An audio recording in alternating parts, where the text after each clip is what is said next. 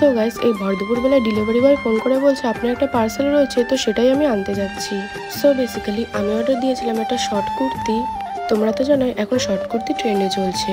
তো এখানে আমি পার্সেলটা রিসিভ করে নিলাম, তো চলো তোমাদেরকে দেখাই। তো গাইস, আমার একটা পার্সেল চলে এসেছে, তো চলো সেটাকে ওপেন করি।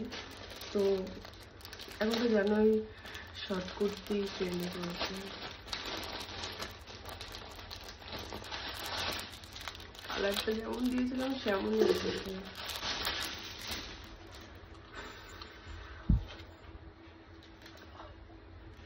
So pretty. এই যে দেখতে পাচ্ছ, এটা স্লিভলেস।